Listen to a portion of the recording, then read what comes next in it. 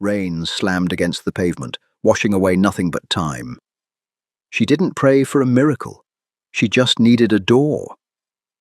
When she ripped open the handle of the idling black sedan and collapsed inside, the locks clicked shut. She hadn't found a savior. She'd found the boss. Footsteps echoed somewhere down the alley, swallowed intermittently by the roar of the elevated train overhead. Maya dragged her boots across the wet asphalt. She kept her left arm clamped tight against her ribs. Beneath her wool coat, her fingers were slick and warm. She didn't need to look at her hand to know what color it was. The sharp, metallic scent mixing with the damp city garbage was enough. She needed a hospital. That was a joke. Hospitals asked questions. The men looking for her didn't. A sharp cramp seized her abdomen, forcing her to her knees. The wet grit of the alley bit through her jeans. Maya gasped a ragged, ugly sound. She forced herself back up, using a rusted dumpster for leverage. Keep moving. It was the only rule she had left. At the end of the alley, the streetlights painted the wet road in nauseating shades of orange. There, idling near the curb, sat a massive black SUV. Exhaust plumed thick from the tailpipe. The engine emitted a low, powerful hum, barely audible over the ronron. It looked like a private car. Uber black, maybe an executive service. It didn't matter. It was shelter, and it was moving out of this neighborhood. Maya stumbled forward. The footsteps behind her were getting louder, more distinct. Heavy boots splashing through puddles. 3 men, maybe 4. She lunged for the rear passenger door of the SUV. Her slick fingers fumbled with the handle. It caught. The heavy door swung open, revealing an interior that smelled intensely of rich leather ozone and faint peppermint. Maya threw herself inside. She hit the floorboards hard, her knee cracking against the track of the front seat. She shoved the door shut behind her with her good arm. Silence descended instantly. The thick glass cut off the rain, the train, and the approaching boots. Maya lay there for a second, fighting the urge to vomit. She pressed her forehead against the plush floor mat, trying to regulate her breathing. "Drive," the voice was quiet. It didn't boom or shout. It carried the calm, flat cadence of a man who rarely had to repeat himself. Maya froze. She slowly tilted her head upward. Sitting in the adjacent passenger seat was a man. He wore a dark, meticulously tailored coat over a charcoal suit. His posture was perfectly rigid. He was Korean with sharp, unreadable features, illuminated briefly by the passing streetlights. His dark eyes were fixed on her. He wasn't panicked. He wasn't reaching for a phone or a weapon. He was simply observing her the way a researcher watches a rat drop into a maze. In the front, the driver, a broad-shouldered man with a shaved head, glanced in the rearview mirror. "Sir, we have a—" "I see her, Leo," the man said. His eyes never left Maya. "Get us out of the district." "Yes, Simon." The heavy SUV slid smoothly away from the curb, just as 3 figures emerged from the mouth of the alley, peering blindly into the rain. Maya watched them recede through the heavily tinted glass. A sharp electronic clack echoed through the cabin. The locks, Maya's brief flare of relief, extinguished. She pushed herself up, leaning awkwardly against the opposite door, clutching her side. "Unlock it?"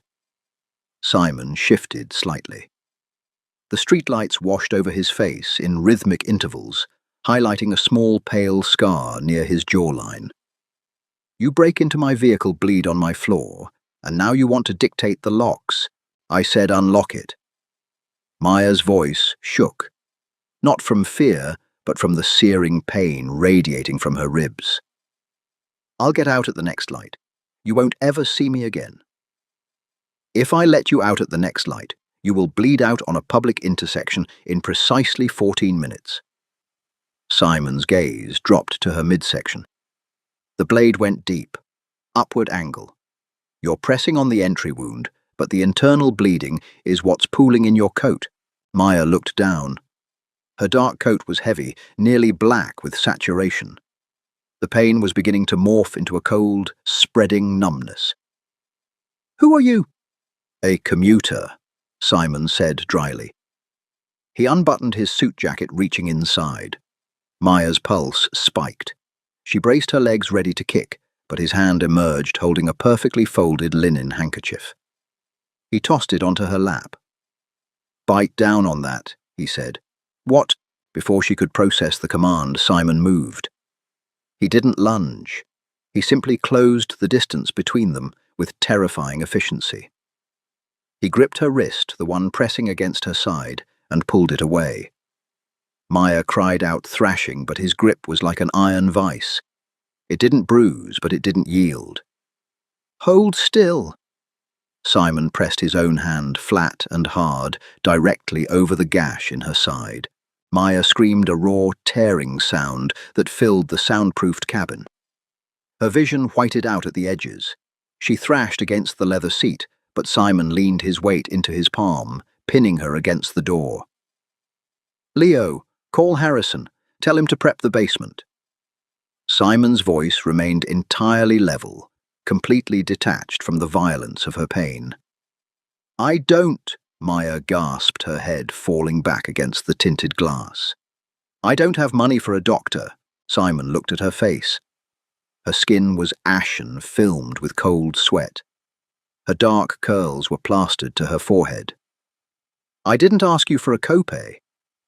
He kept his hand pressed firmly against her side.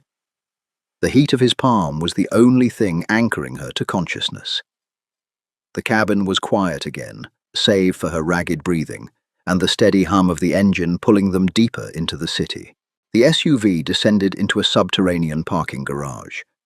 The concrete walls were damp and poorly lit, a stark contrast to the sterile perfection of the vehicle's interior. Maya's head lolled against the window. The cold glass felt good against her burning skin. When the car parked, the doors didn't simply unlock. They were opened from the outside. Two men in dark clothing flanked the vehicle. "Sir," one of them said, looking past Simon to Maya. Simon finally lifted his hand from her side. His palm was entirely coated in crimson.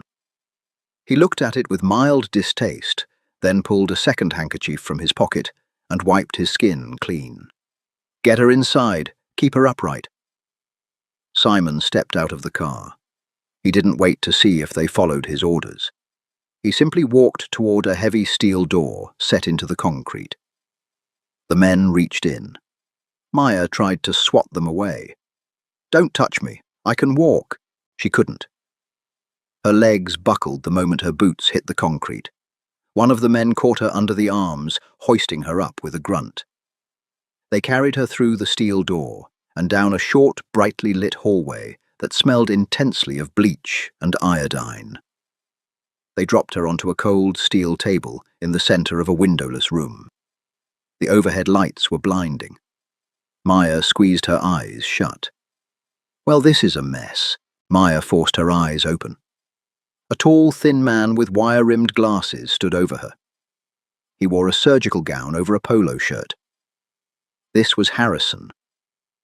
Simon stood in the corner of the room, leaning against a stainless steel counter. He had removed his ruined coat and rolled up the sleeves of his white dress shirt. He was watching her, not with pity and not with malice, just a quiet, calculating curiosity. "Hold her down," Harrison instructed the two men. "Wait," Maya croaked. "No anesthesia. I don't know what you have in your system," Harrison said briskly, taking a pair of heavy shears and cutting through the side of her coat and shirt. "And I don't have time to find out. You're losing volume fast. Bite your lip, sweetheart." They pinned her shoulders and legs. Harrison went to work. Maya had endured pain before. She had grown up in a system that taught her early on how to swallow a scream. But the sensation of a needle and thread biting through muscle and skin, raw and unmedicated, broke her. She thrashed against the heavy hands, holding her down, a guttural sob tearing from her throat. Simon watched. He noted the way she didn't beg. She fought, she cried out, but she never asked them to stop. There was a hard, stubborn core in her that refused to yield even as her body gave out. "Almost done," Harrison muttered. He tied off a suture, snipped the thread, and began applying thick gauze and tape. Missed the spleen by an inch. She's lucky. Someone wanted to gut her, not just scare her. The men let go. Maya lay limp on the table, her chest heaving. Sweat poured down her face. She felt hollowed out, floating on a thin layer of shock. Harrison washed his hands at a sink in the corner. "Keep her quiet for 2 days. If she spikes a fever, call me. Otherwise, keep her hydrated." He looked at Simon. "Who is she?" "I have no idea," Simon said. Harrison sighed, drying his hands. "Your charity cases are going to get us indicted one of these days, Simon. She isn't charity. She's a trespasser." Harrison packed his bag and left the room, the heavy door clicking shut behind him. The 2 guards stepped outside as well, leaving Maya and Simon alone. The hum of the ventilation system filled the silence. Maya slowly turned her head. Simon was pouring water from a plastic pitcher into a paper cup. He walked over and set it on the metal tray beside her head. "Drink." Maya stared at the cup. "Is it poisoned?" A faint, humorless smile touched the corner of Simon's mouth. "If I wanted you dead, I would have left you in the car and ordered a detail. It would have saved me $100 handkerchief." Maya slowly pushed herself up on one elbow. The room spun, but she managed to grab the cup. She drank greedily, the cool water soothing her raw throat. When she finished, she let her head fall back against the table. "Who were you running from?" Simon asked. "Nobody. Nobody carries a 6-inch blade and chases a woman through the rain for fun." "Was it a debt?" "No." "A theft?" Maya looked at him. Really looked at him. The expensive watch on his wrist. The way he stood entirely relaxed in a room designed for underground surgery. "You're Kangpei, aren't you?" she asked, her voice raspy. "I've seen guys like you in the district. You run the docks." Simon didn't blink. "You are very observant for a woman who just had a hole sewn shut in her side. It implies you know who I am, which makes your decision to jump into my car incredibly stupid." "I thought it was an Uber," she muttered, closing her eyes. "An Uber?" Simon repeated the word, as if tasting something sour. "My security detail will be thrilled to hear their tactical positioning resembles a rideshare." Maya let out a short, painful breath that might have been a laugh. "Life is funny like that." Simon stepped closer to the table. His shadow fell over her. "What is your name?" "Maya." "Maya," he said.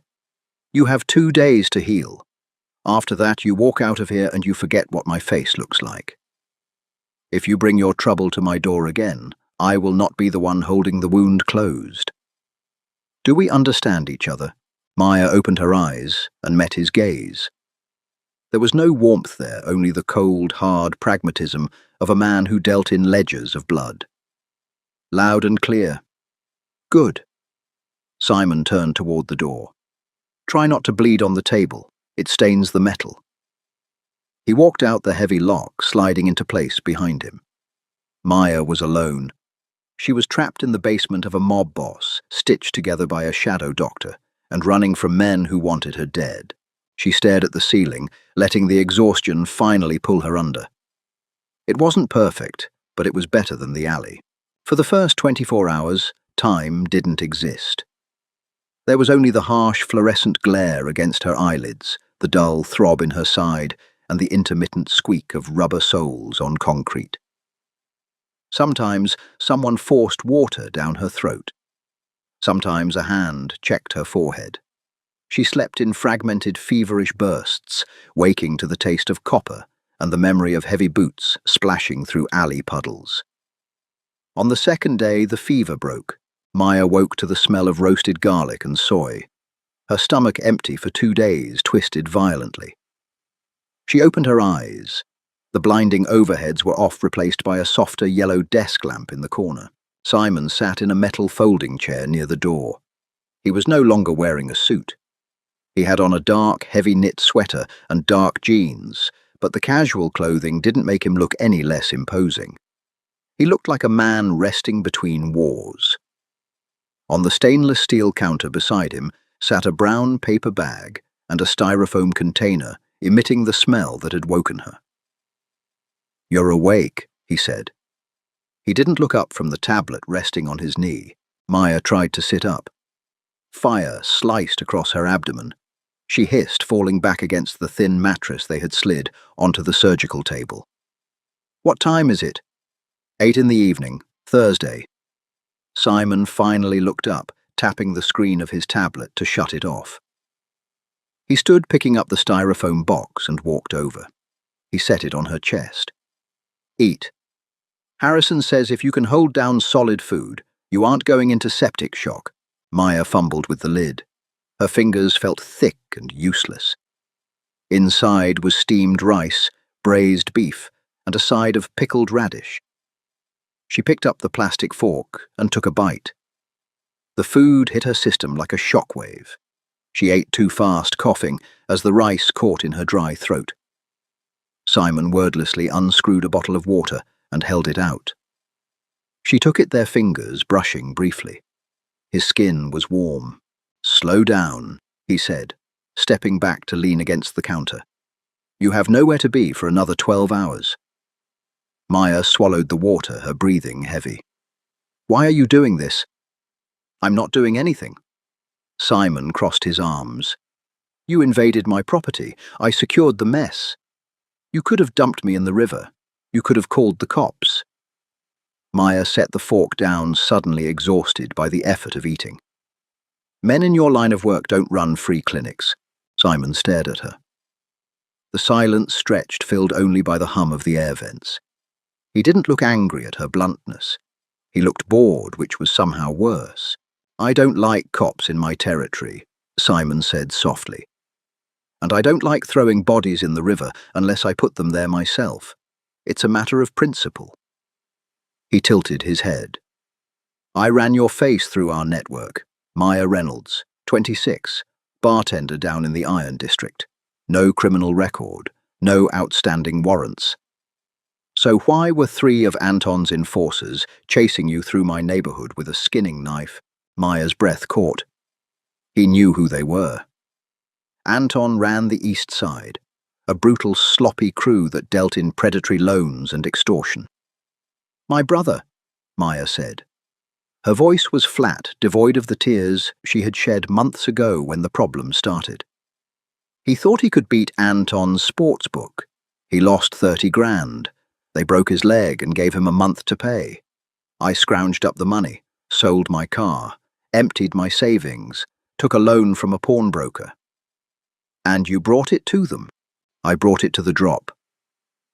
Maya looked at the ceiling, her jaw tightening. "They took the bag, counted it. Then the guy laughed, said 30 grand only covered the interest, said I was going to work off the principal at one of their clubs. I grabbed the knife off his belt, cut him across the arm and ran." Simon didn't move. He absorbed the information with the detached efficiency of an accountant reviewing a ledger. "You cut one of Anton's capos, with his own knife." "I didn't have a lot of options." "You had none," Simon corrected.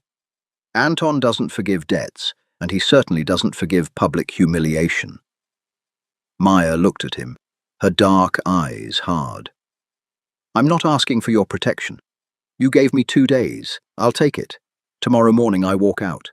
Anton is my problem." Simon studied her face, the bruises fading along her cheekbone, the fierce, stubborn set of her jaw. There was a raw, unpolished survival instinct in her that commanded a grudging respect. She wasn't a professional. She was a civilian who had stumbled into the deep end, and instead of drowning, she had started breaking fingers. "Yes," Simon said, his voice dropping a fraction of an octave. "You will walk out, and then you will likely die before noon. Then I'll die." Maya snapped, the anger finally flaring. "But I won't do it in one of Anton's brothels, and I won't do it begging." Simon held her gaze for a long moment. He didn't offer a platitude. He didn't tell her it would be okay. He simply nodded a slow, deliberate movement. "Finish your food," he said, turning toward the heavy steel door. "Leo will bring you clean clothes in the morning." The door clicked shut, leaving Maya alone with the smell of garlic and the cold reality of her impending execution. Friday morning felt like a funeral. Maya stood in the center of the concrete room. She wore the clothes Leo had dropped off: a pair of dark, sturdy jeans, a grey hooded sweatshirt, and a heavy canvas jacket. They fit decently enough. Her boots had been scrubbed clean of the blood. The dull ache in her side was manageable, bound tightly beneath her clothes by fresh bandages. The heavy door opened. Simon stood in the threshold. He was back in his armor, a sharp navy suit perfectly pressed, a silver tie clip catching the light. "Time," he said. Maya nodded. She didn't say thank you. It felt inadequate, maybe even insulting given the transactional nature of their brief acquaintance. She walked past him into the bright hallway. Every step pulled at her stitches, but she kept her back straight. They walked in silence to the parking garage. The black SUV was parked in its usual spot, gleaming under the fluorescent lights. Leo stood by the hood, his arms crossed over his broad chest. Simon stopped a few feet from the ramp that led up to the street. He reached into his inside pocket and pulled out a thick envelope. He held it out to her. "What's this?" Maya asked, not taking it. $10,000 and a burner phone," Simon said flatly. "There is a contact saved in the phone, a man in Seattle. He can forge a new social security number and a driver's license. It will get you out of the city." Maya stared at the envelope. "I told you I'm not a charity case. I can't pay you back." "I didn't ask for repayment. Consider it an investment in my own peace of mind. I don't want Anton's thugs leaving a mess on my sidewalks." Maya reached out and took the envelope. It felt heavy. It felt like life. "Why?" she asked softly. "You don't care about me." "I care about order," Simon replied smoothly. "You disrupt order." Before she could press him, a sharp squawk erupted from the radio clipped to Leo's belt. Leo snatched it up, listening intently. His expression darkened. He stepped toward Simon, his voice low. "Sir, perimeter cameras at the alley mouth.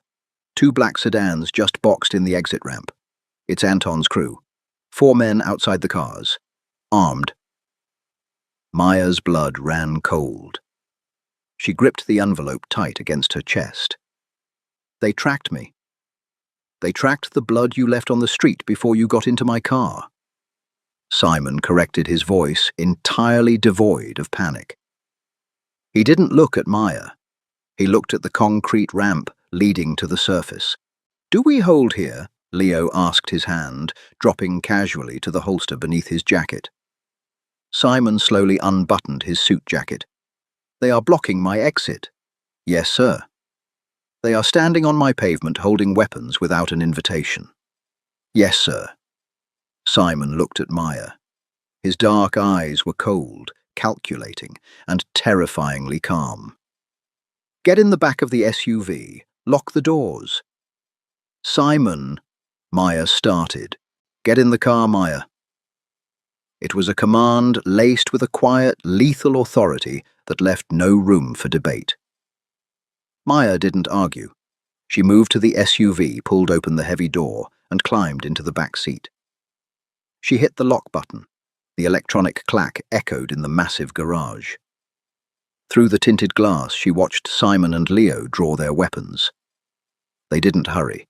They walked up the concrete ramp with the casual, terrifying synchronicity of apex predators. Maya pressed her forehead against the glass. Her heart hammered against her ribs, competing with the throb of her stitches. The silence stretched for 2 agonizing minutes. Then the muffled, rapid pop, pop, pop of suppressed gunfire. A shout, the loud metallic crunch of a car accelerating into a concrete barrier. Then silence again. Maya held her breath. The garage smelled faintly of exhaust and damp earth. Footsteps sounded on the ramp. Simon walked back down into the garage. He was alone. He paused at the bottom of the ramp, holstering his weapon. He pulled a white linen handkerchief from his pocket and carefully wiped a few dark splatters from his knuckles. He tossed the ruined cloth onto the concrete floor. He walked over to the SUV and tapped his knuckles against the glass. Maya unlocked the door and pushed it open. She looked at him, searching his face. There was no adrenaline high, no heavy breathing. He looked exactly as he had 10 minutes ago. "The exit is clear," Simon said. "Leo is moving their vehicles. You have a 30-minute window before Anton realizes his men aren't checking in." Maya stepped out of the car.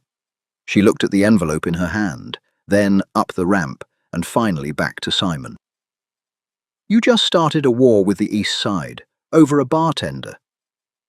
"I started a war because Anton forgot where his territory ends and mine begins," Simon corrected, adjusting his cuffs. But as he looked down at her, the rigid lines of his face softened just a fraction. "And because I dislike bullies," Maya stood there. Seattle, a new name, running. It was the smart choice. It was the only choice. But she looked at the cold, untouchable man in front of her, and for the first time in 2 days, she didn't feel afraid. She felt anchored. "I don't know anyone in Seattle," Maya said softly. Simon stopped adjusting his cuffs. He looked at her, really looked at her. He saw the fire in her eyes, the refusal to run away again. "No," Simon said quietly. "I suppose you don't." He didn't tell her to stay. He didn't promise her safety. He simply turned and began walking back toward the heavy steel door that led into the underground complex. He didn't look back, but he left the door open behind him. Maya stood in the cold garage. The envelope in her hand felt heavy. She looked up the ramp toward the street, toward freedom and fear. Then she looked at the open steel doorway. She tightened her grip on her canvas jacket, ignoring the pull of her stitches, and walked through the door. Did Maya make the right choice staying with Simon, or is she trading one dangerous Mafia nightmare for another? Let us know what you think in the comments below. If you loved this gritty romance and want more intense Mafia stories, hit that like button, share this video, and subscribe to our channel. Don't forget to ring the bell for notifications.